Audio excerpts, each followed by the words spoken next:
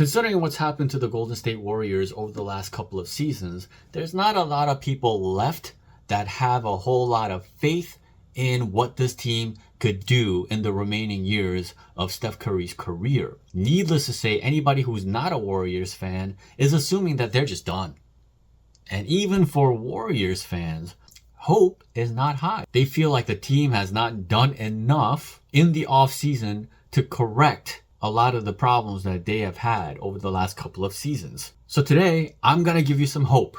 And I'm going to explain why the moves that they made this past offseason were absolutely vital for this team to stand back up and get back to where they were back in the 22 season when they won the whole thing.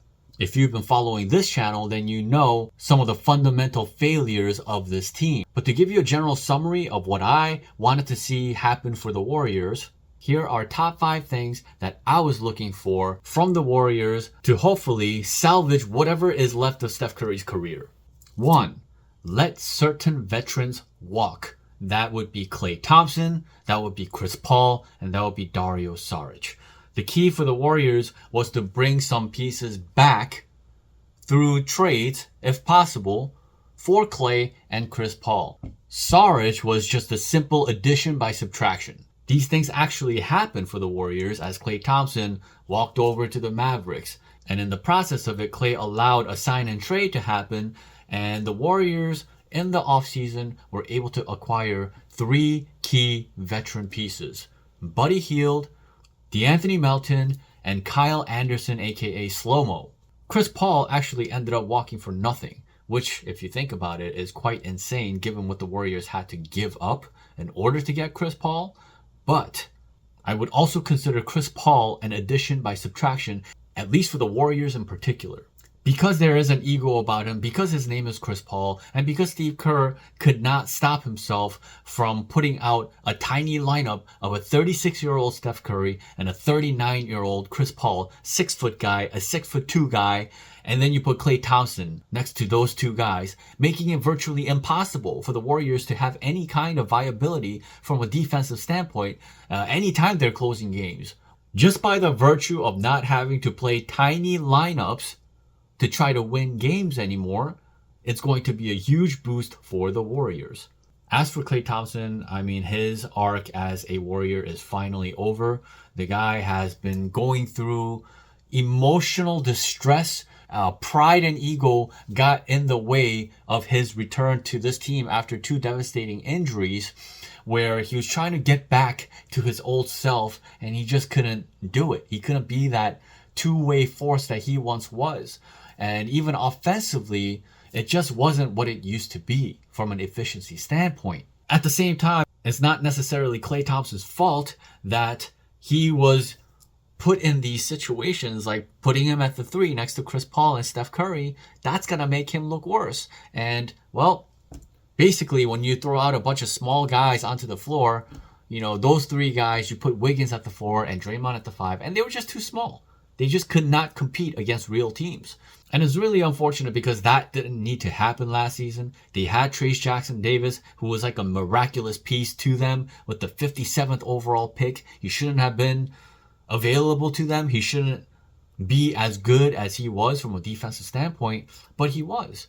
And they could have connected these lineups by benching Chris Paul. You could have just closed a whole bunch of games with Trayce at the center spot, Draymond at the 4, Wiggins at the 3 where he belongs and can play POA and protect a guy like Klay Thompson and Steph Curry. Anyway, you could say that I'm playing a little bit of a devil's advocate here in terms of Klay. I mean, it was true that he had these pride and ego issues, you know, upset about not making the top 75 all time, wanting to get back to being an all-star, chucking up a bunch of ill-advised shots, contested shots, being selfish, sulking on the bench, just having terrible energy, not being a veteran presence, not wanting to come off the bench, wanting to get paid a certain amount of money. At the end of the day, Klay brought a lot of this on himself. And, you know, may this be a lesson learned for future generations, future dynasties, whatever the case may be.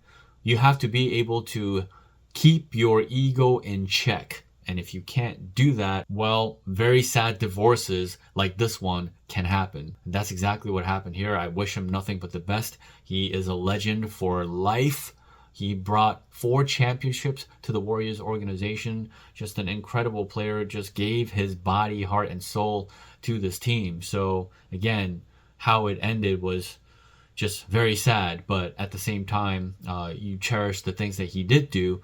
And then you also have to show him gratitude for the fact that he allowed the Warriors to facilitate a sign and trade where, if he felt bitter enough towards the organization, he could have just said, screw it. No sign and trade. I'm just going to go sign with another team and that's it. You'll lose me for nothing. I mean, he could have gone that route. Probably feels like the ownership screwed him, disrespected him, whatever the case may be.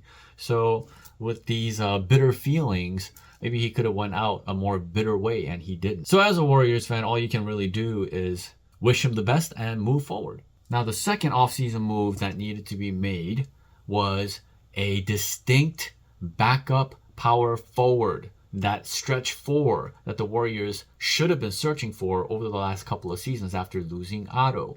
Given how big of a role that guy played, well, you would naturally think that the Warriors would try to replace him in some way, and they just didn't. They thought that Kuminga would be the guy that takes over as their stretch 4 or something along those lines.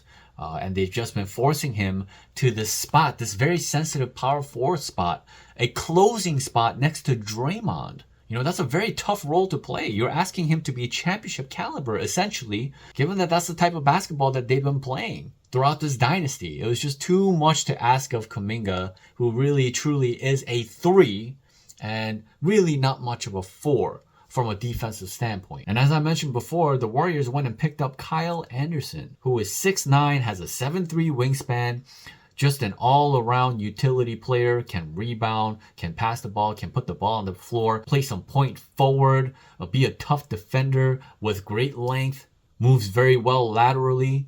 Not the threat and sniper that Otto Porter can be from the three-point line, but has worked on his shot, slow-mo that is, and the accuracy of his three-point shooting has looked amazing this preseason. And I have been begging for the Warriors to pick up a piece like this to put next to Draymond for the last couple of seasons. And Mike Dunleavy has finally fulfilled that wish by bringing in a legitimate power forward, somebody who can truly and actually hold ground while playing the power forward spot next to Draymond. That ability to connect defensively alone will pay dividends for the Warriors this season. Now, the third thing that needed to happen was for the Warriors to be able to bring some pieces back for Klay and Chris Paul. And like I said before, they brought in Buddy Hield and DeAnthony Melton. And these are such viable pieces. Essentially, you have replaced Klay Thompson and Chris Paul with DeAnthony Melton and Buddy Hield. So defensively, you've already gotten leaps and bounds better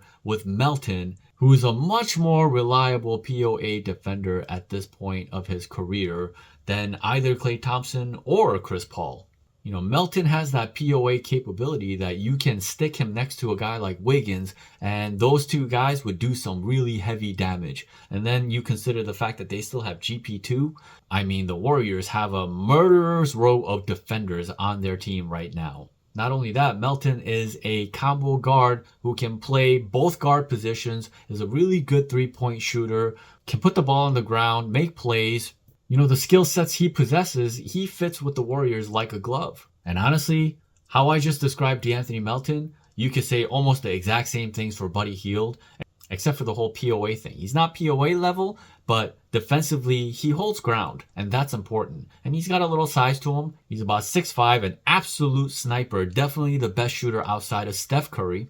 And like Melton, he's capable of rebounding, making plays, and he has gravity because of his shooting ability. It may not quite be at Klay's level, but it's not far off either. So the Warriors' guard depth now is insane. Think about this. They have Melton, they have Hield, they have Potts, Moody, GP2. I mean, they're so deep at this point, there's going to be rotational pieces that are not going to be able to play because they are just that deep.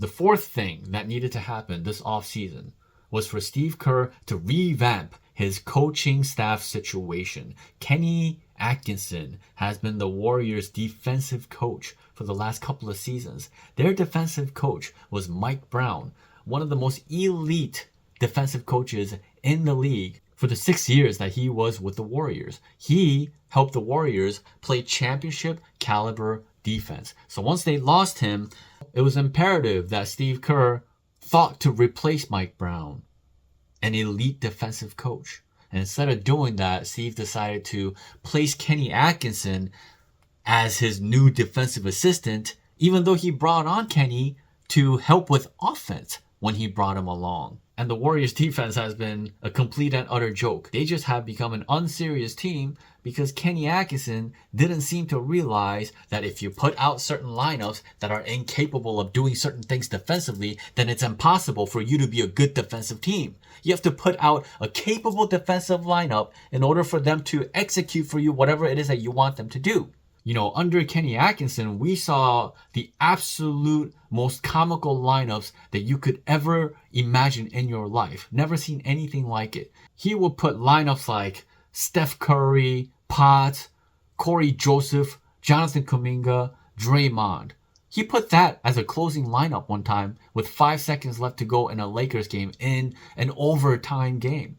The Warriors had a lead and then relinquished it, playing some 3-guard lineup with JK at the 4, impossible to get a stop. And they just kept doing it over and over and over. Chris Paul, Steph Curry, Klay Thompson to close games over and over and over again. Dario Saric is playing the 5, the anchoring defensive position. You have Trace Jackson-Davis, who is a killer anchor, just sitting pretty on the bench and not getting any playing time because you need to play Dario Saric because he can space the floor but can't stop anybody, and your defense is a disaster. And the Warriors needed to resolve this issue once and for all. Kenny Atkinson ended up leaving the team to be the head coach of a different team, allowing Steve Kerr to go and pick up Jerry Stackhouse, a super legitimate assistant coach who's been an assistant coach in the NBA in the past. He's been a head coach in college for the last 5 seasons or so. So this is a guy who is no nonsense, quite like Mike Brown. And if you piss off this guy, he's actually going to use his hands. And then they went and got Terry Stotts on top of that. A legitimate elite head coach by Steve Kerr's side. I've always said that Steve needs elite assistant help to do the things that he does. He's won all of his championships with viable head coach level guys by his side. You've seen what happened the last couple of seasons without a guy like Mike Brown by his side. Kenny Atkinson by his side instead. It became a joke. Now he has the help of Stackhouse, Terry Stotts, who has already implemented a lot of his own schemes. And more importantly, something I noticed about the way the players have been operating in the preseason is that they have been playing offense with incredible confidence. They've been letting the ball fly, no hesitation, playing with great purpose. With more versatile offensive players on the floor, the offense has become more dynamic for the Warriors. The shooting has gotten notably better, and I attribute that success to what Stotts is bringing to the table, which is instilling confidence in all the players and empowering them to do what they do best. You know, you think about the job that he's done with Damian Lillard and what Lillard has become under primarily Terry Stotts. And then you think about the competitive nature of those teams. I remember in the Western Conference Finals when the Warriors ran into the Blazers, led by Terry Stotts. Man, Myers Leonard, if you remember, he had a game in which he had damn near 20 points in a quarter in the Western Conference Finals. We're talking about Myers Leonard here.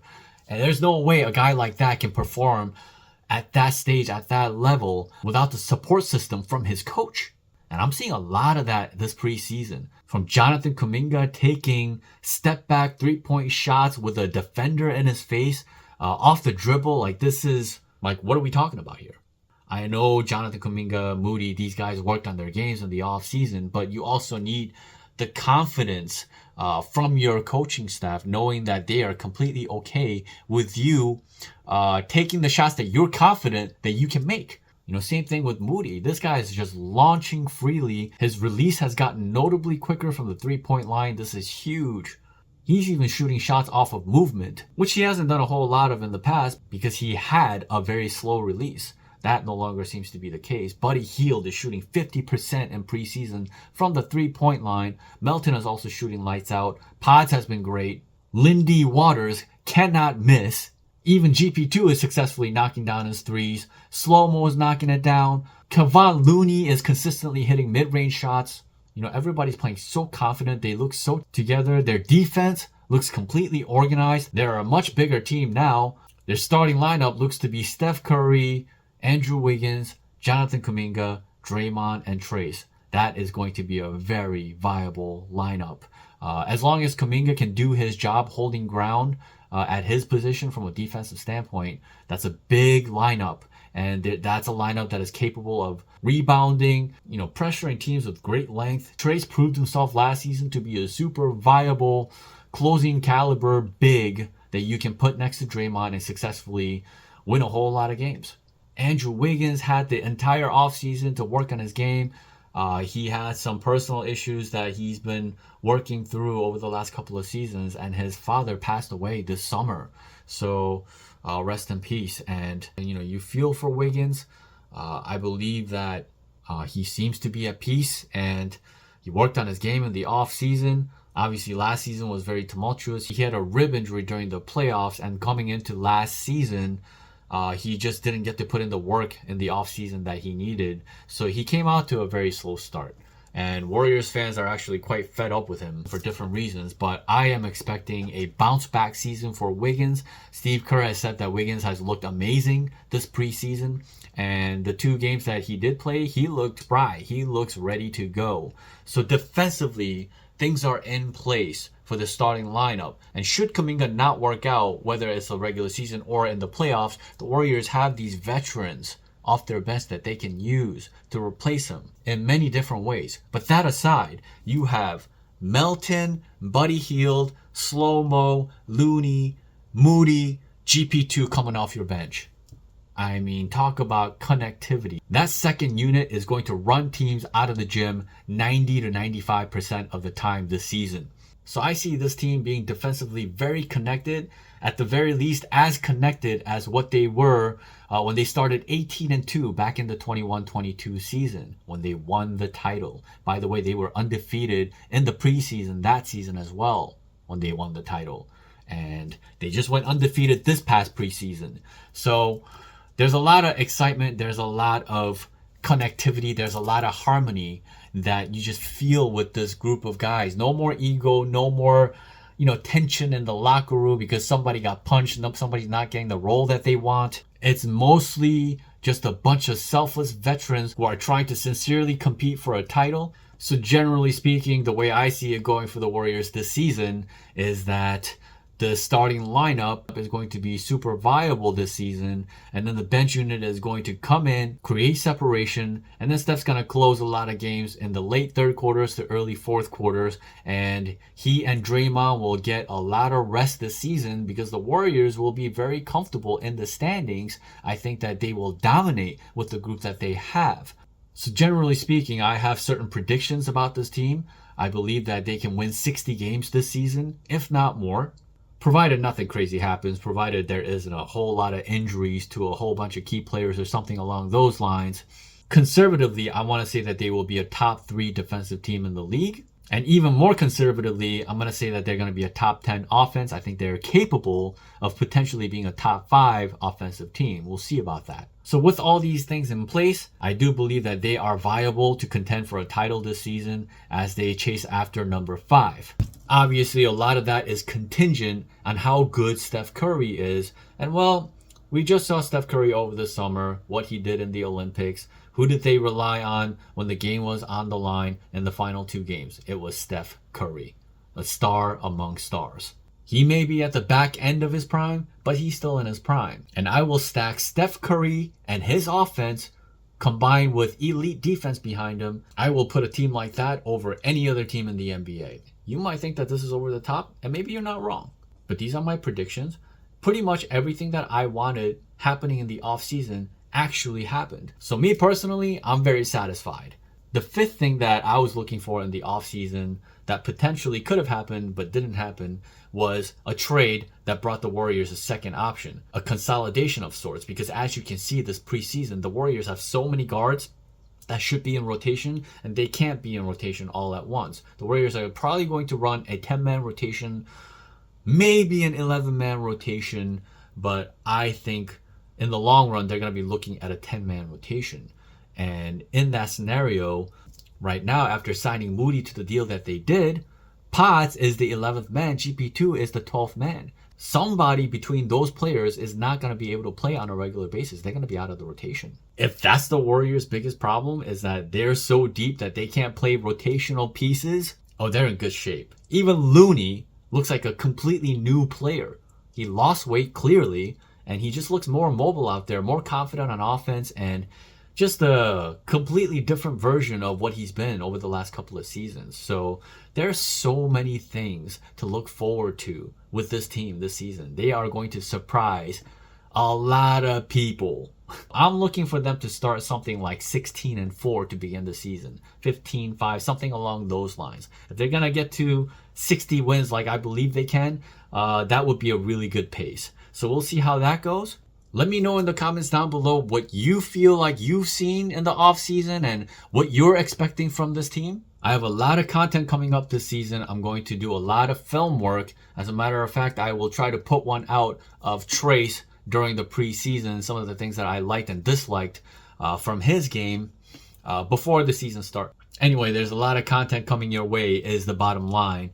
Thank you so much for watching. If you enjoyed this video, please hit the like button, subscribe, the notification bell, hit all the good stuff. I also do a show regularly around 2 p.m. on playback.tv/allthingswarriors. You can find a link down below. Please go subscribe to that. Join me live for the most elite analysis of the Golden State Warriors in the world. Again, thank you for watching. Until next time.